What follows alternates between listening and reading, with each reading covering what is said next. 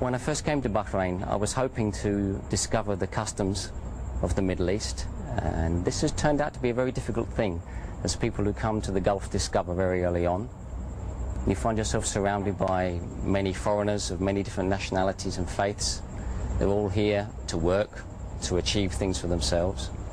And this isn't what we expect to come for. This is not the culture that we're expecting to find. So for some time, Islam is obscured or masked from the people that come to the Gulf.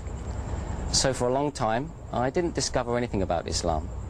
I heard the adhan and I thought, this is very beautiful, what do these words mean? And people told me. But even so, this was just information. This was almost like tourism. It was in fact probably 10 years later, after I travelled from Bahrain to Sharjah to Dubai and then on to Turkey, where I discovered something different. That's not to say that Islam is better or greater in Turkey. Not at all. In fact, sadly, Islam is suppressed in Turkey in many ways. I discovered after my arrival in Turkey that there were some wonderful things to find out about that country. Of course, it has a great Islamic history, and this has sort of struck me visually straight away. I immediately discovered the beautiful Islamic architecture from the Ottoman period, and it was only after some time in Turkey I started to get to know the people very well. We came to Ramadan, something which I'd witnessed many times before in the Gulf, but something which I just had let it pass me by, as most Westerners do. Just an annoyance, an inability to get a cup of tea during the day. In Turkey I felt something different. I felt some sense of something else. And I soon noticed that the people who were fasting in Ramadan were the people who I'd already decided that I liked. There was an obvious correlation between the best of the people and the people who fasted. These proved to be the best of the Muslims, and I was attracted to them. So I joined in. I did what seemed like a strange thing. I started to fast in Ramadan, even though I was not a Muslim. And I found this very, very pleasing in many ways, quite challenging in other ways, but very, very pleasing. And I enjoyed the fast. I enjoyed especially the few moments before the adhan of Maghrib and waiting quietly with the people that have been fasting all day, working right through the day, because in Turkey there's no allowance made for Ramadan in the work. So people are fasting completely from the beginning of the day until dusk, and they're working all the time. And I did this also. And this is difficult, but alhamdulillah we succeeded. And I was impressed with this, and this gave me a feeling of achievement, and it inspired me to do more studying. And around this time somebody gave me my first Quran. It was a Yusuf Ali translation, and I was able to read it in the English and to understand something. And I was amazed when I read it that there was nothing strange in this book. I'd expected it to be full of, I don't know, Eastern mysticism, whatever nonsense you like to think that as Westerners we imagine. There was nothing odd in it. In fact, what I discovered was it wasn't like the Bible. I'd never been able to understand the Bible. The Bible seemed to me to be full of contradictions, peculiar stories that didn't seem to add up, and things which didn't seem to convey the message of Christ. The message of Jesus didn't seem to come through in the Bible except in some parts. Later I've studied this more closely and I now understand why, but that's not the subject now. The point was that the Quran made complete sense. So I read it, and this inspired me to read more.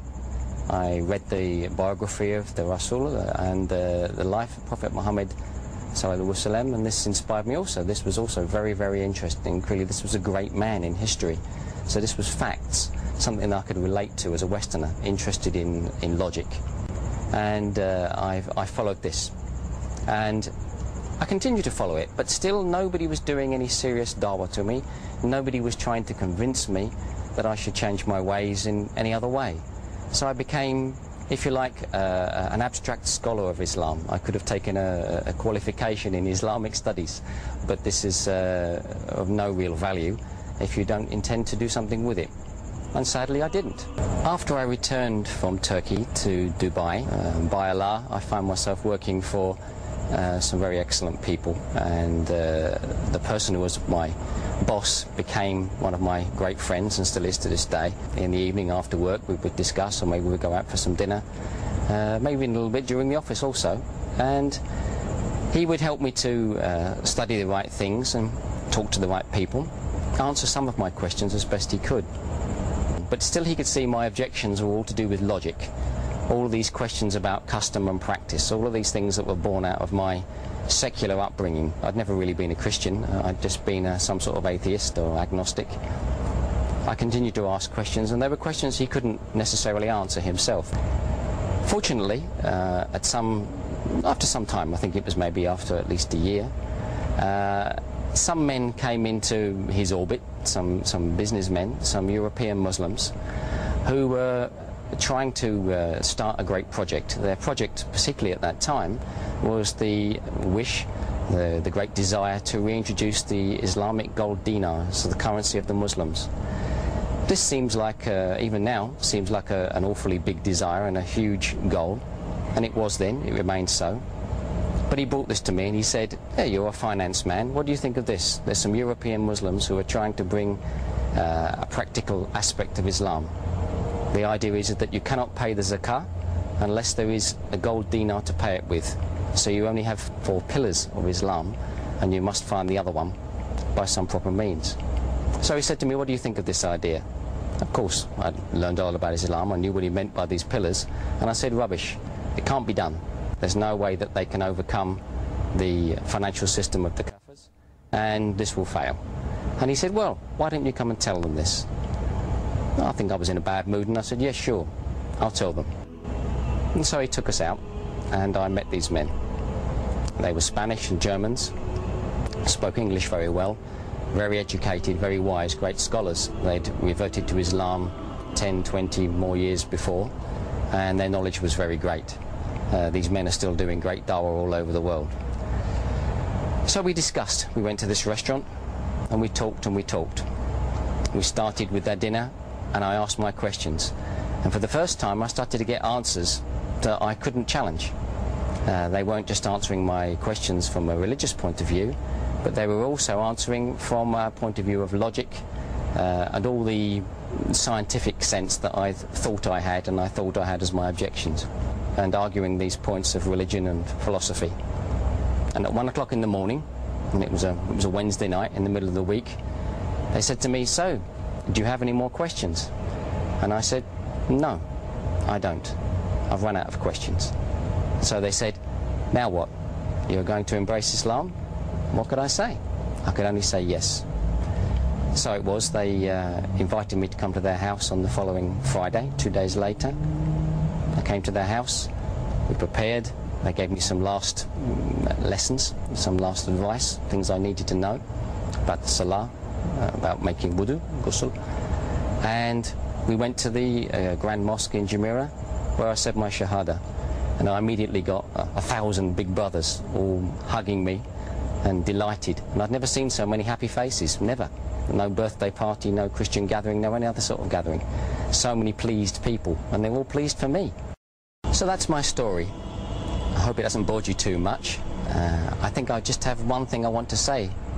Those of you that are watching that were born Muslims, alhamdulillah, you were blessed.